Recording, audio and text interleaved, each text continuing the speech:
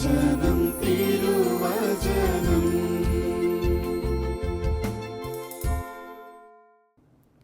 ഈശോമിശിഹായ്ക്ക് സ്തുതിയായിരിക്കട്ടെ. നമുക്കൊന്ന് പ്രാർത്ഥിക്കാം.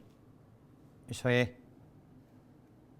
ഈ ദിവസത്തെയും ഈ വചന നിമിഷങ്ങളെയും അവിടുത്തെ കരങ്ങളിലേക്ക് ഞങ്ങൾ ചേർത്ത് വയ്ക്കുന്നു. ഞങ്ങളിന്ന് മത്തായി സുവിശേഷത്തിൽ 11:25 ബുദ്ധിമാന്മാരിലും വിവേകികളിൽ നിന്നും മറച്ച ശിശുക്കൾക്ക് വെളിപ്പെടുത്തുന്ന അവിടുത്തെ അത്ഭുതകരമായ പ്രവൃത്തിയെ ഒന്ന് ധ്യാനിക്കുക. ഈ പുത്തനാണ്ടിൽ ഞങ്ങൾ ഓരോരുത്തരും ശിശു സഹജഭാവങ്ങളിലേക്ക് ചുവടുമാറ്റുമ്പോഴാണ് സ്വർഗം ആനന്ദിക്കുകയും സന്തോഷിക്കുകയും ചെയ്യുന്നത് എന്ന ബോധ്യം ഞങ്ങൾക്ക് തരണേ. കൗതുകത്തോടെ, കൊതിയോടെ ഈ വചനത്തിൻ്റെ ആത്മീയതയെ നെഞ്ചോട് ചേർക്കാൻ അഭിഷേകം താ. അമ്മേ മാതാവേ, പ്രത്യേകം പ്രാർത്ഥിക്കണേ.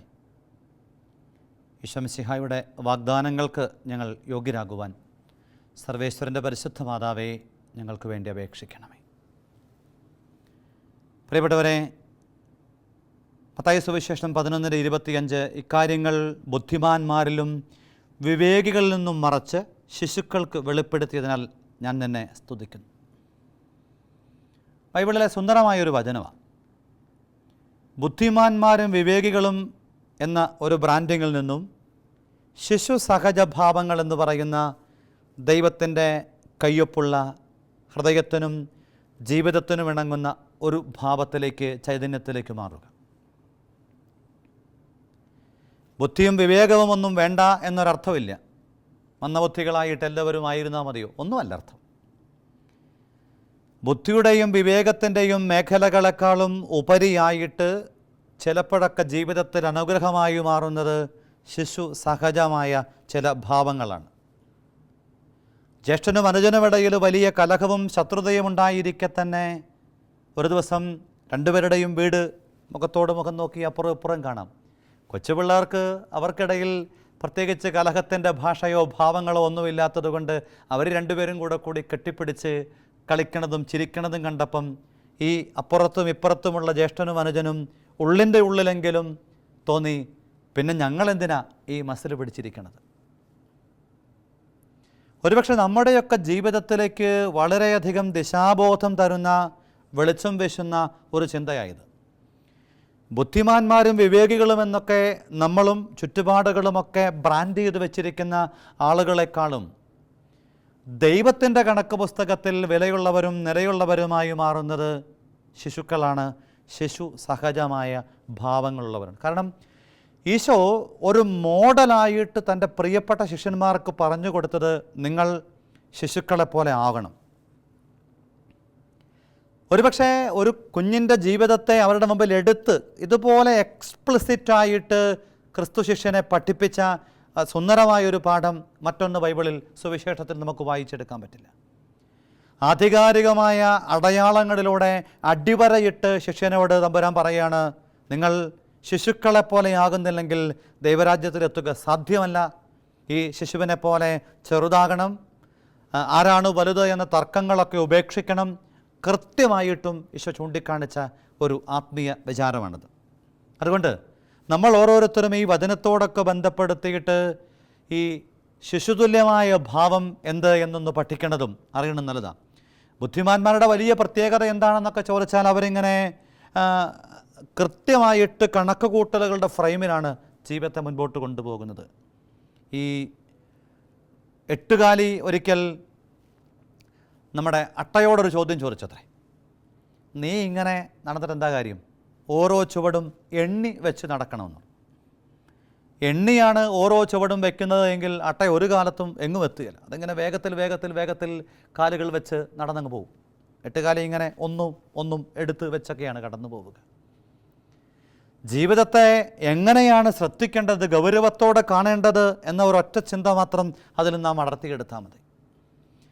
ബുദ്ധിമാന്മാരെന്ന് അവകാശപ്പെടുന്ന പല ആളുകളും ജീവിതത്തിൽ ഈ കണക്ക് കൂട്ടലുകളോട് കൂടിയിട്ട് കൃത്യമായ ഒരു നിയതമായ ഫ്രെയിമിലോട് കൂടിയിട്ട് ചെയ്തു പോകുന്ന പല കാര്യങ്ങളും ലക്ഷ്യത്തിലെത്താതെ വരുമ്പം ശിശുക്കളിലൂടെ വിസ്മയം വരിയിക്കുന്ന ഒരുപിടി അനുഭവങ്ങൾ ജീവിതത്തിൽ നമുക്ക് വായിച്ചെടുക്കാനായിട്ട് കഴിയും. കുഞ്ഞുങ്ങളുടെ ഒരു വലിയ പ്രത്യേകത, അവരിങ്ങനെ വളരെ വേഗത്തിൽ ജീവിതത്തിൽ ചില മാറ്റങ്ങൾക്ക് വിധേയരാകും. വളർച്ച പോലെ തന്നെയാണ്. അതുകൊണ്ട് ശിശു സഹജമായ ഭാവങ്ങളെ, പാഠങ്ങളെ നമ്മളൊന്ന് നമുക്കറിയാവുന്നതാണ് എങ്കിലും ഒന്നുകൂടെ ഈ പുതിയ വർഷത്തിലൊന്ന് പഠിക്കണത് നല്ലതാണ്, ഒന്ന് മനസ്സിലാക്കണം നല്ലതാണ്. അത് മനസ്സിലായി കഴിയുമ്പം ഇന്നോളം നാം സ്വീകരിച്ച ചില അനുഗ്രഹീതമല്ലാത്ത നിലപാടിൽ നിന്നും ഭാവങ്ങളിൽ നിന്നും ഒന്ന് മാറാനായിട്ട് നമ്മെ ഒന്ന് പ്രേരിപ്പിക്കും. അത് ഉണർത്താൻ നമ്മെ സഹായിക്കും. ചില പിള്ളേരെയൊക്കെ കാരണവന്മാരിങ്ങനെ ജീവിതത്തിൽ ചില നിലപാടുകളൊക്കെ പഠിക്കും. ഒരു കൊച്ചിന് ഞാനിങ്ങനെ ചോക്ലേറ്റ് കൊടുത്തു. സാധാരണ പിള്ളേർ എത്ര കൊടുത്താലും മേടിക്കും. ഈ കൊച്ച് 2 കയ്യിലും ഓരോന്നും മേടിച്ച് പറഞ്ഞു മതിയെന്ന് പറഞ്ഞു ബാക്കിയുള്ളത് എനിക്ക് മതി. അത് ഈ മാതാപിതാക്കൾ കൊടുക്കുന്ന ട്രെയിനിങ്ങിൻ്റെ പ്രത്യേകത. ചില കുഞ്ഞുങ്ങളിങ്ങനെ എത്ര കിട്ടിയാലും ആർത്തിയോടുകൂടിയിട്ട് വാരിക്കൂട്ടുന്നൊരു സംസ്കാരം. ഈ കഴിഞ്ഞ നാളിൽ ഒരു പട്ടത്തോടൊക്കെ ബന്ധപ്പെട്ടൊരു വീട്ടിൽ ചെന്ന് വൈകുന്നേരം ആ വീട്ടിൽ അത്താഴം കഴിച്ചുകൊണ്ടിരിക്കുമ്പം അവിടെ ഒരു പയ്യൻ, അത് എന്തുകൊണ്ടാണെന്ന് എനിക്ക് അറിഞ്ഞുകൂടാ, എനിക്ക് കോഴീൻ്റെ 2 കാലിങ്ങ് വരട്ടെ. ഒരുപക്ഷെ അവൻ്റെ അപ്പനോ അമ്മയോ അവൻ അടുപ്പമുള്ള ആരോ ഇത്തരം കാര്യങ്ങൾ പറയുന്നത് അവൻ ശ്രദ്ധിച്ചിരിക്കാം. മാതാപിതാക്കൾ ഈ കാര്യം കൈകാര്യം ചെയ്യുന്നതിൽ. അതുകൊണ്ടാണ് കുഞ്ഞുങ്ങൾ താനെ വളരുകയല്ല ചെയ്യേണ്ടത്, അവരെ വളർത്തുകയാണ് ചെയ്യേണ്ടത്. പിള്ളേരിങ്ങനെ തന്നെ പൊട്ടിമുളച്ച് വളരുകയല്ല ചെയ്യേണ്ടത്, അവരെ കൃത്യതയോടുകൂടിയിട്ട് വളർത്തുക എന്നത് മാതാപിതാക്കളുടെ ഉത്തരവാദിത്വം. അതുകൊണ്ടാണ് സഭ വളരെ കൃത്യമായിട്ട് റെസ്പോൺസിബിൾ പാരൻറ്റ്ഹുഡ് എന്നാണ് പറയുന്നത്. മക്കൾക്ക് ജന്മം കൊടുക്കുക മാത്രമല്ല, അവരെ ജീവിതത്തിൽ കൃത്യതയോടുകൂടിയിട്ട് വളർത്തുക എന്നതും ഒരു കുടുംബത്തിൽ മാതാപിതാക്കളുടെ ധർമ്മമാണ്. അല്ലാതെ വെറുതെ ജന്മം കൊടുത്ത് വെറുതെ പറഞ്ഞയക്കുകയല്ല, വളരെ നന്നായിട്ട് അവരെ ജീവിതത്തിൽ വേണ്ട സമയത്ത് കൊടുത്ത് തിരുത്തലുകളും ശ്രദ്ധയും പരിഗണനകളും ഒക്കെ കൊടുത്തിട്ട് അവരെ വളർത്താനായിട്ട് മാതാപിതാക്കൾ ശ്രദ്ധിക്കണം. അതുകൊണ്ട് ശിശുവിൻ്റെ പാഠങ്ങളോട് ബന്ധപ്പെടുത്തിയിട്ട് ഒന്നാമത്തെ പാഠമായിട്ട് എൻ്റെ ഉള്ളിൽ തോന്നിയത് വേഗത്തിൽ ഇണങ്ങാനും പിണങ്ങാനും കഴിയുന്ന ഒരു കൂട്ടമാണ് ശിശുക്കൾ. ക്രിസ്തു ജീവിതത്തിന് നമ്മളോട് പറയാനായിട്ടുള്ളത് ജീവിതത്തിൽ ആരോടും പിണങ്ങില്ല എന്ന് തീരുമാനിക്കുകയല്ല, സൂര്യൻ അസ്തമിക്കും മുമ്പേ ഇണങ്ങണം എന്നേ ഉള്ളൂ. കല്യാണം കഴിഞ്ഞ് ദമ്പതികളെടുത്ത കഠിനമായൊരു തീരുമാനം പോലെയാണ്. ജീവിതത്തിലൊരിക്കലും നമ്മൾ പിണങ്ങില്ല എന്നൊക്കെ തീരുമാനമെടുത്താൽ അവർ ഒരു കാലത്തും ഇണങ്ങി ജീവിക്കില്ല. ഒരിക്കലും വഴക്കുണ്ടാക്കില്ല എന്നാണ് തീരുമാനമെങ്കിൽ വളരെ കൃത്യമാണ്, അവർക്കിടയിൽ ആഴമുള്ള ഒരു സ്നേഹത്തിൻ്റെ ബന്ധവും രൂപപ്പെടില്ല. അപ്പം പിണങ്ങില്ലെന്നോ വഴക്കുണ്ടാക്കില്ലെന്നോ അല്ല തീരുമാനമെടുക്കേണ്ടത്. നമ്മൾ പിണങ്ങി കിടക്കാൻ പോകില്ല, കിടക്കും മുൻപേ പിണക്കത്തെ ഇണക്കമാക്കും എന്ന ഒറ്റ തീരുമാനമെടുത്താൽ മതി. ഓരോ കുഞ്ഞും നമ്മളെ പഠിപ്പിക്കേണ്ടത് വേഗത്തിൽ ഇണക്കവും പിണക്കവും സാധ്യമാകുന്നെന്നാണ്. കുട്ടികളോടൊക്കെ നമ്മളിങ്ങനെ ചിലപ്പം അരുത് എന്നൊക്കെ സ്ട്രോങ് ആയിട്ട് പറയുമ്പം അവർ, പ്രത്യേകിച്ചും കുഞ്ഞിൽ 4-5 വയസ്സ് വരെയൊക്കെ അങ്ങനെ പറയുമ്പം അവരെ വിരോധമൊന്നും സൂക്ഷിക്കുകയൊന്നുമില്ല. ആ സമയത്ത് നമ്മളോട് വിരോധം കാണിച്ച് അല്ലെങ്കിൽ ഇഷ്ടമില്ലാതൊക്കെ മാറിപ്പോയാലും വളരെ വേഗത്തിൽ അവർ മടങ്ങി വരും. പിന്നെ കാലാന്തരത്തിലാണ് അവർ ഇത്തരം ഭാവങ്ങളെ രൂപപ്പെടുത്തുന്നത്. ഒരു 5 വയസ്സ് 6 വയസ്സ് വരെ ഇങ്ങനെ ഒരു കാര്യവും നോ പറയാതെ വളർത്തിക്കൊണ്ടുവന്നിട്ട് അപ്രതീക്ഷിതമായിട്ടൊക്കെ പറഞ്ഞു കഴിഞ്ഞാൽ ചിലപ്പോൾ പിന്നെ അവർ ഒരു കാലത്തും മിണ്ടുകയില്ല. അതല്ല ഞാൻ പറഞ്ഞത്, കുഞ്ഞുനാൾ മുതൽ കാര്യങ്ങളെ കൃത്യതയോടുകൂടിയിട്ട് പറഞ്ഞു പഠിപ്പിച്ച് പരിശീലിപ്പിച്ച് കൊണ്ടുപോകുന്ന ചില ജീവിത ശൈലികൾ നമ്മൾ സ്വന്തമാക്കിയാൽ കുഞ്ഞുങ്ങൾ പഠിപ്പിക്കുന്ന ഒന്നാമത്തെ പാഠം പോലെ ഇണങ്ങാനും പിണങ്ങാനും സഹായകമാകുന്ന ഒരു ശൈലി അനുഗ്രഹത്തിൻ്റെയാണ്. നമുക്കും അത് സ്വീകരിക്കാം. രണ്ടാമതൊന്ന്, ചെറിയ കാര്യങ്ങൾ വഴി ബന്ധം സ്ഥാപിക്കാനും നഷ്ടപ്പെടുത്താനും കുഞ്ഞുങ്ങൾക്ക് സാധിക്കും. പിള്ളേരെ പെട്ടെന്ന് നമുക്ക് തിരിച്ചു പിടിക്കാം. എന്തെങ്കിലും ഒരു സമ്മാനം, ഒരു സാധനം കൊടുത്താൽ ചില പിള്ളേർ പെട്ടെന്ന് വീഴും. അതുപോലെ തന്നെയാണ് അവർക്ക് അവരുടെ കയ്യിൽ നിന്ന് എന്തെങ്കിലും നമ്മൾ മേടിച്ചാലും. ഒരു ക്രിസ്തു ശിഷ്യൻ്റെ ജീവിതമെന്ന് പറയുന്നത് ദൈവത്തോടും ദൈവിക കാര്യങ്ങളോടുമൊക്കെ ചില സാഹചര്യത്തിൽ പിണക്കങ്ങളുണ്ടാകാം, ചിലപ്പം കൂടുതൽ അടുപ്പം ഉണ്ടാകും.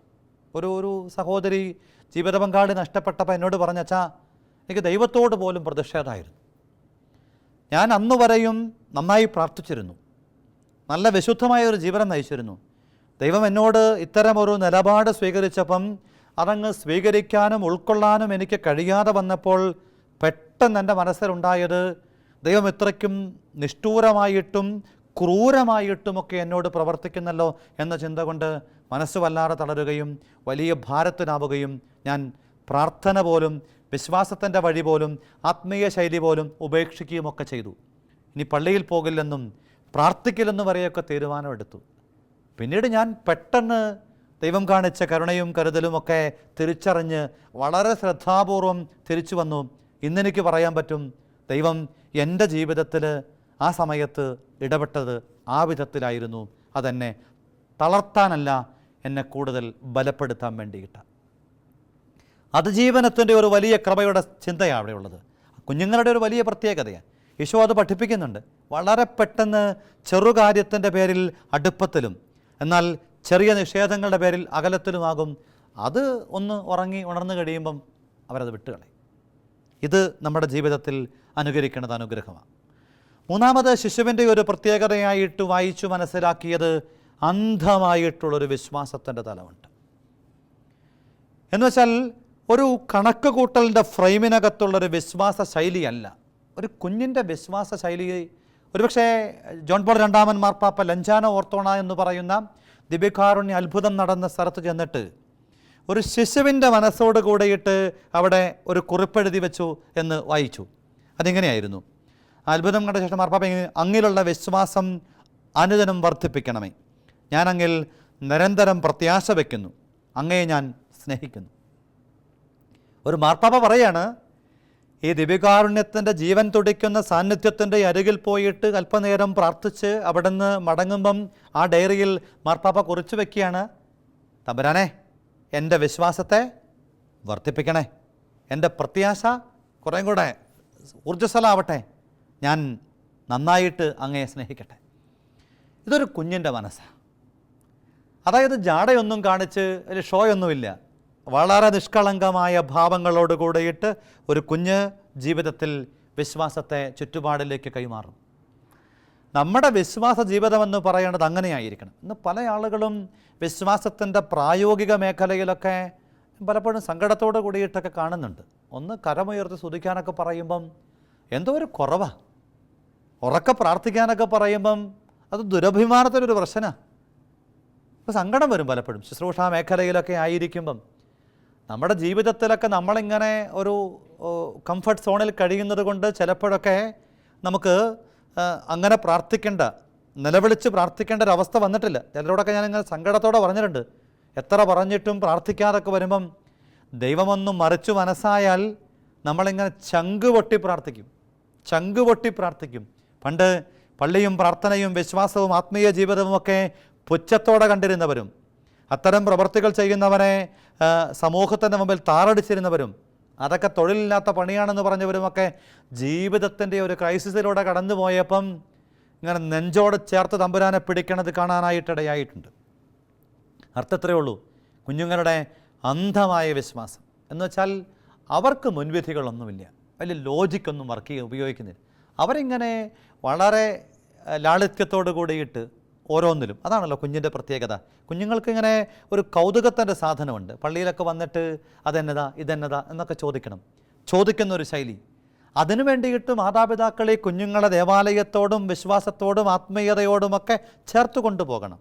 പള്ളിയാണ് എന്ന് ഈ കുഞ്ഞിന് മാതാപിതാക്കളുടെ മനോഭാവത്തിൽ നിന്നും അവർ കൊടുക്കുന്ന പരിശീലനത്തിൽ നിന്നും മനസ്സിലാകണം. മാതാപിതാക്കൾക്ക് ഇത് തിരിച്ചറിയാതെ പോവുകയും അതുകൊണ്ടാണ് പള്ളിയിൽ ഇങ്ങനെ കുഞ്ഞുങ്ങളെ വെറുതെ നമ്മൾ കൃത്യമായിട്ട് പ്രിയപ്പെട്ട മാതാപിതാക്കളെ പഴയകാലത്തെ കുഞ്ഞുങ്ങളെ കൈകാര്യം ചെയ്യുന്ന വിധത്തിലല്ല ഈ പുത്തൻ തലമുറയിലെ മക്കളെ കൈകാര്യം ചെയ്യേണ്ടത്. പണ്ട് കുഞ്ഞുങ്ങൾക്ക് ഒരു 3-4 വയസ്സുള്ളപ്പോൾ ഉണ്ടായ വളർച്ച, ശാരീരിക വളർച്ച അല്ല ഞാൻ പറയണത്, മാനസികമായി ബൗദ്ധികമായി അവർക്കുള്ള അറിവ് വളർച്ച ചിന്തിക്കാൻ പറ്റുന്നതിനൊക്കെ കൂടുതലാണ് ഇപ്പോഴത്തെ പിള്ളേർക്ക്. എൻ്റെ വീട്ടിലൊക്കെ കാണുന്നൊരു കാഴ്ചയാണ്. 3-4 വയസ്സുള്ള അനിയൻ്റെ പുത്രൻ എന്നോട് പറയും, ആ മൊബൈൽ ഫോൺ ഒന്ന് ഓപ്പൺ ചെയ്ത് തന്നേ. കൊച്ചിനറിയാം എൻ്റെ ഫിംഗർ പ്രിൻ്റ് വെച്ച് തുറക്കാൻ കഴിയുമെന്ന്. അവൻ എന്നെക്കൊണ്ട് തുറപ്പിച്ചിട്ടാണ് അത് കൊണ്ടുപോകുന്നത്, അല്ല അവൻ എൻ്റെ വിരലേഖല പിടിച്ചിട്ട് മൊബൈൽ ഫോണും വയ്ക്കും. വളരെ കൃത്യമാണ്. സംസാരത്തിനകത്തൊക്കെ അവരുപയോഗിക്കുന്ന വാക്കുകളൊക്കെ ചേട്ടന്മാർ എന്നെ ഡിസ്റ്റർബ് ചെയ്യുന്നു. വളരെ കൃത്യമായിട്ട് ഒരു ICSE സ്കൂളിൽ പഠിക്കുന്ന കുട്ടി പറയുന്നത്, വിദ്യാലയത്തിൽ പോയിട്ടില്ല, അത്രയ്ക്ക് സ്റ്റാൻഡേർഡോട് കൂടിയിട്ടാണ് കുട്ടി പറയണത്, എന്നെ ചേട്ടന്മാർ ഡിസ്റ്റർബ് ചെയ്യുന്നു. എന്താണ് ഡിസ്റ്റർബ് ചെയ്യണത്? എനിക്ക് ഇഷ്ടമുള്ള ചാനൽ തരുന്നില്ല. നമുക്ക് അത്ഭുതം തോന്നും. ഒരു സ്മാർട്ട് വാച്ച് വാങ്ങിയപ്പോൾ അവൻ എന്നെ വിളിച്ച് പറയാണ്, അലക്സയുള്ള വാച്ച് പപ്പ വാങ്ങിയിട്ടുണ്ട്. ഞാനപ്പോഴാണ് അലക്സയെക്കുറിച്ച് കേൾക്കുന്നത്. എന്നുവെച്ചാൽ ഇത്രയും ഷാർപ്പായിട്ടുള്ള കുഞ്ഞുങ്ങളാണ് നമ്മുടെ കൈവശം നോക്കാനായിട്ട് ദൈവം തന്നിരിക്കുന്നത്. അതുകൊണ്ട് നമ്മൾ പഴയ മെത്തഡോളജികളൊക്കെ ഉപയോഗപ്പെടുത്താതെ വിശ്വാസത്തിൻ്റെ മേഖലയിൽ വളരെ ശ്രദ്ധാപൂർവകമായിട്ട് കുരുന്നു മനസ്സിലേക്ക് ഈ ചൈതന്യത്തെ പങ്കുവെച്ചു കൊടുക്കണം. വിശ്വാസത്തിൻ്റെ വഴികളിലൊക്കെ കൃത്യമായിട്ടുള്ള സൂചനകൾ കൊടുക്കണം. പരിശീലനം അത് മാതാപിതാക്കളുടെ ജീവിതത്തിൻ്റെ ധർമ്മമാണ്. വിശ്വാസത്തിൻ്റെ മേഖലയിൽ മാതാപിതാക്കളും പരിശുദ്ധ കത്തോലിക്ക സഭയും അല്ലാതെ ആരും ഉണ്ടാവില്ല എന്ന കാര്യം കൂടെ ഓർത്തോണം. മൂല്യങ്ങളുടെ കാര്യത്തിൽ അങ്ങനെയൊക്കെ തന്നെയാണ്. ആരെന്ത് കാണിച്ചാലും പരിഗണിക്കാത്ത ശ്രദ്ധിക്കാത്തൊരു കാലത്ത് നമ്മൾ ജീവിച്ച് കടന്നു പോകുമ്പം ഈ കുഞ്ഞുങ്ങൾ പഠിപ്പിക്കുന്ന ആ നിഷ്കളങ്കതയുടെ വിശ്വാസം, ആ കാപട്യമില്ലാത്ത വിശ്വാസത്തിൻ്റെ ജീവിതശൈലി വളരെ കൃത്യമായിട്ടും അങ്ങനെയൊന്ന് പഠിപ്പിക്കണം. അപ്പനും അമ്മയും തമ്മിൽ പിണക്കത്തിലായിരിക്കുന്ന ഒരു കുടുംബത്തിലെ കുഞ്ഞ് ഒരിക്കൽ വെല്ലുമ്പച്ച് കേൾക്ക ഇങ്ങനെ പ്രാർത്ഥിച്ചു, എനിക്ക് പപ്പയും മമ്മയും ഒരുമിച്ച് തരണേ ഈശോയെന്ന്. ആരും പറഞ്ഞു കൊടുത്തതല്ല. ഒരു 3-3.5 വയസ്സ് മാത്രം പ്രായമുള്ള വിദ്യാലയത്തിൻ്റെ അക്ഷരങ്ങളുടെ ഒന്നും അറിയാത്തൊരു കുഞ്ഞിൻ്റെ ഉള്ളിൽ ഈ പപ്പയ്ക്കും അമ്മയ്ക്കുമിടയിൽ എന്തോ അസ്വാരസ്യങ്ങൾ, അവരൊരിക്കലും കലഹിക്കുകയോ വഴക്കുണ്ടാക്കുകയോ ഒന്നും ചെയ്തിട്ടില്ല. ഈ കുഞ്ഞിൻ്റെ ഉള്ളിൽ ആരും പറയാതെ കടന്നുകൂടിയ ചില ഓർമ്മപ്പെടുത്തലുകൾ എന്ന് വെച്ചാൽ അർത്ഥം എത്രയേ ഉള്ളൂ. അന്ധമായൊരു വിശ്വാസത്തിൻ്റെ മേഖല ഈ കുഞ്ഞിൻ്റെ ജീവിതത്തിൽ രൂപപ്പെടുമ്പം അതിനെ ശ്രദ്ധാപൂർവ്വം കൈകാര്യം ചെയ്യണം. മദർ തെരേസയുടെ ജീവിതം നമ്മൾ കാണുന്നുണ്ട്. ആ അമ്മയുടെ പ്രഭാതത്തിൻ്റെ പ്രാർത്ഥന ഒന്ന് വായിച്ചു. അതിങ്ങനെയാണ്: ഇന്ന് ഞാൻ കാണുന്ന ഏവരെയും സ്വീകരിക്കാനുള്ള ഹൃദയവിശാലത എനിക്ക് തരണേ. ഇന്ന് ഞാൻ കാണുന്നവരിൽ അങ്ങയെ കാണാൻ എൻ്റെ ഹൃദയത്തെ തുറക്കണേ. ഒരു വല്ലാത്ത പ്രാർത്ഥനയാണ്. ഒരു വിശ്വാസി എന്നും ചൊല്ലാൻ, മനസ്സിൽ സൂക്ഷിക്കാൻ സഹായകമാകുന്ന സുന്ദരമായൊരു പ്രാർത്ഥനയാണ്. ഇന്ന് കാണുന്നവരെ നിന്നെ കാണുന്നത് പോലെ ഒന്ന് കാണാനായിട്ട്, അവരെ നീ സമീപിച്ചതുപോലെ ഹൃദയം തുറന്ന് സമീപിക്കാനായിട്ട് അഭിഷേകം ചോദിക്കുകയാണ്. കുഞ്ഞുങ്ങളുടെ 4ാമത്തെ ഒരു പ്രത്യേകത അനുകരിക്കുക എന്നുള്ളതാണ്. Imitating mind set. അനുകരിക്കുക എന്ന് പറഞ്ഞാൽ കുഞ്ഞുങ്ങൾക്ക് ഈ നന്മയും തിന്മയും തിരിച്ചറിഞ്ഞുകൊണ്ട് അനുകരിക്കാനായിട്ടാവില്ലെങ്കിലും നമ്മളതവരെ പരിശീലിപ്പിക്കണം. നമ്മളത് ജീവിതത്തിൻ്റെ ഭാഗമാക്കണം. അതാണ് ഈശോ നമ്മളെ പഠിപ്പിക്കുന്നത്. കുഞ്ഞുങ്ങൾ അനുകരിക്കുക എന്ന് വെച്ചാൽ തിരിച്ചറിവായ നമ്മൾ ഓരോരുത്തരും നല്ല ആത്മീയ പാഠങ്ങളെ അനുകരിക്കണം. ഞാൻ എൻ്റെ ജീവിതത്തിൽ നിഷ്ഠയോടുകൂടി എടുക്കുന്ന ഒരു നിലപാടാണത്. മാസ്റ്റർച്ചൻ നൊവിഷ്യത്ത് കാലത്ത് പഠിപ്പിച്ച ഒരു കാര്യമാണ്.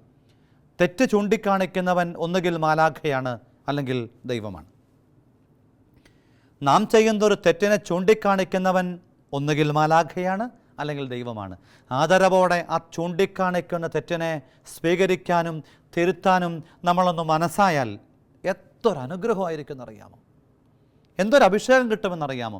ഈയൊരു ബോധ്യത്തെ ഉള്ളിൽ സ്വീകരിച്ച് കഴിയുമ്പം കുഞ്ഞുങ്ങൾ പഠിപ്പിക്കുന്ന പാഠമുണ്ടല്ലോ, അനുകരിക്കുക എന്നത് വളരെ സിമ്പിളായിട്ട് കോപ്പി ചെയ്യുക എന്നുള്ളതാണ്.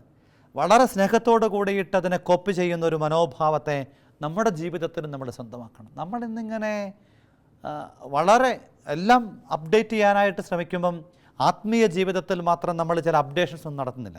അതിങ്ങനെ ഡ്രൈ ആയിക്കൊണ്ടിരിക്കുക.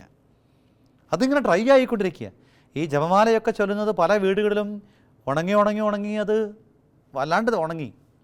എത്രമാത്രം ശുഷ്കമാണ് എന്നൊക്കെ ചോദിച്ചാൽ ഭയമുളവാകുന്ന വിധം ശുഷ്കമായി ഈ കുടുംബത്തിൻ്റെ പ്രാർത്ഥനകൾ, കൂട്ടായ്മയുടെ പ്രാർത്ഥനകൾ രൂപാന്തരപ്പെടുന്നു. കോവിഡ് മൂലം അങ്ങനെ വലിയ ദുരന്തങ്ങളൊക്കെ ഉണ്ടായിട്ടുണ്ട്. അത് നമ്മൾ തിരുത്തണം, ശ്രദ്ധിക്കണം. കുഞ്ഞുങ്ങളൊക്കെ ബന്ധപ്പെടുത്തി നാം പഠിക്കേണ്ട മറ്റൊരു പാഠം, ബന്ധങ്ങളെ കണ്ടാണ് കുഞ്ഞുങ്ങൾ പഠിക്കുന്നത്. കുഞ്ഞ് ജീവിതത്തിൽ പഠിക്കുന്നത് കണ്ടും കേട്ടും അറിഞ്ഞും അനുഭവിച്ചു.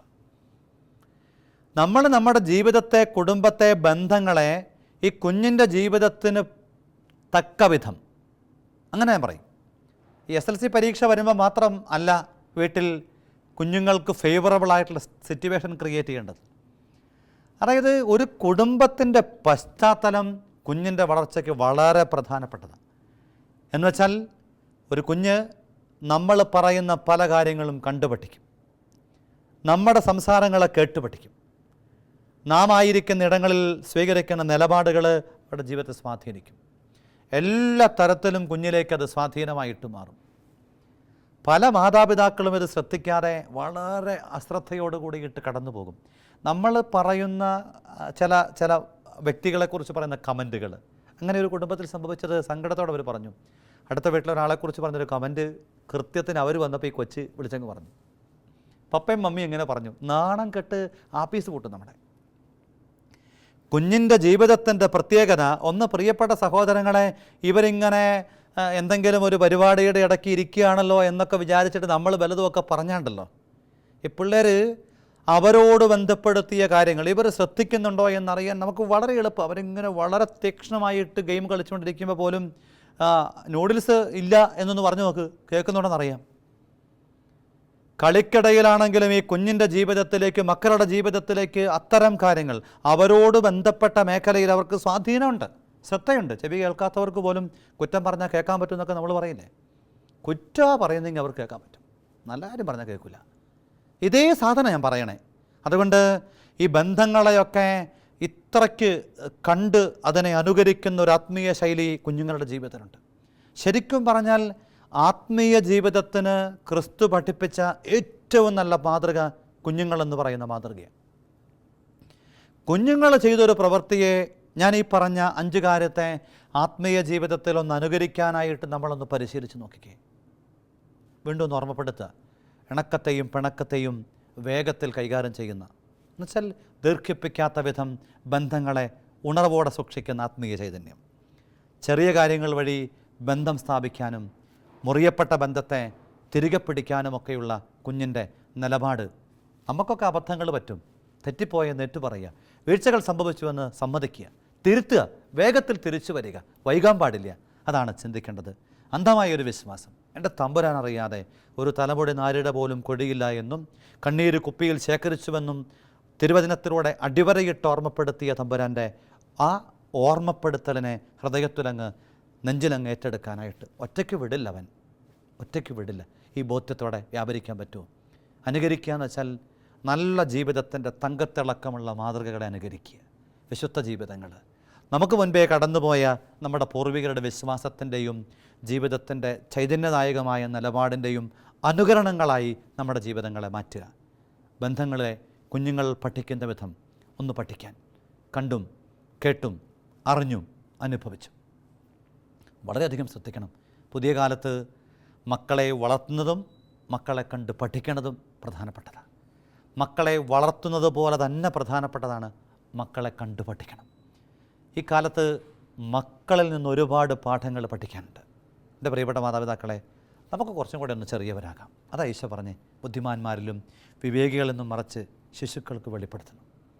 ഒരു കുഞ്ഞിൻ്റെ ശരീരഭാഷ, ഒരു കുഞ്ഞിൻ്റെ മനോഭാവങ്ങൾ നമ്മുടേതായി മാറ്റാം. ഒരു കാര്യം കൂടെ ഓർമ്മപ്പെടുത്തട്ടെ, കുഞ്ഞുങ്ങളെ വല്ലാതെ വലുതാക്കാൻ വേണ്ടിയിട്ട് മാതാപിതാക്കൾ ശ്രമിക്കരുത്. ഇന്നിപ്പം പറ്റിയിരിക്കുന്നൊരു കുഴപ്പം, കുഞ്ഞിൻ്റെ ആ ഒരു നിഷ്കളങ്കത മുഴുവനും കൈമോശം വന്നിരിക്കുകയാണ്. മാതാപിതാക്കൾ പല വിധത്തിൽ അത് കവർന്നെടുത്തു, സോഷ്യൽ മീഡിയ ബാക്കി കൊണ്ടുപോയി, ഗെയിമും മറ്റു കാര്യങ്ങളും വഴി അത് പൂർണ്ണമായിട്ടും ഇല്ലാതായി. എത്ര സുന്ദരമായിരുന്ന, ഗ്രേസ്ഫുള്ളായിരുന്ന കുഞ്ഞുങ്ങൾ ഇന്ന് വളരെ വികൃതമായ ശരീരഭാഷയും മനോഭാവങ്ങളുമുള്ളവരായി മാറിപ്പോകുന്നു. നമുക്ക് പ്രാർത്ഥിക്കാം. ഈശോയെ, അനുഗ്രഹീതമായ ഈ വചന ഓർമ്മപ്പെടുത്തലിനെ ഓർത്ത് നന്ദി പറയുന്നു. നല്ല തമ്പുരാനെ, ഞങ്ങളുടെ ജീവിതത്തിൽ വലിയ ബുദ്ധിമാന്മാരും വിവേകികളുമെന്നൊക്കെ അവകാശപ്പെട്ട് അബദ്ധങ്ങൾ പിണഞ്ഞ ഒരുപിടി ഓർമ്മകളുണ്ട്, അനുഭവങ്ങളുണ്ട്. ഇന്നിതാ ഞങ്ങൾ തിരിച്ചറിയുന്നു, ശിശുവിൻ്റെ ജീവിതത്തിലൂടെ അങ്ങ് പഠിപ്പിക്കുന്ന പാഠങ്ങളെ ഉൾക്കൊള്ളാൻ പറ്റിയ വിജയിക്കാൻ എളുപ്പമാണ്. ക്രിസ്തു വിജയിച്ചത് ഈ ശിശു സഹജ ഭാവങ്ങളുടെ കൃത്യമായ ജീവിതം കൊണ്ടാണ്. ഞങ്ങൾക്കും അതിനുള്ള അഭിഷേകം തന്നെ. നല്ല തമ്പുരാനെ, വലിയ കണക്കൂട്ടലിലൊക്കെ ജീവിച്ച് ജീവിതത്തെ താളം തെറ്റിക്കാതെ കഴിവും സമ്പത്തും സൗകര്യങ്ങളുമൊക്കെ ദൈവത്തോട് ചേർന്ന് വേണ്ട വിധം ഉപയോഗപ്പെടുത്തി അനുഗ്രഹമുള്ളവരാകാൻ അഭിഷേകം തരണേ. അമ്മേ മാതാവേ, പ്രത്യേകം പ്രാർത്ഥിക്കണേ. വലിയ ജീവിതങ്ങളൊക്കെ പഠിപ്പിക്കുന്ന ശിശു സഹജ ഭാവങ്ങളെ സ്വന്തമാക്കാൻ കൃപയേകണമേ. ഈശോ മിശിഹായ്ക്ക് സ്തുതിയായിരിക്കട്ടെ.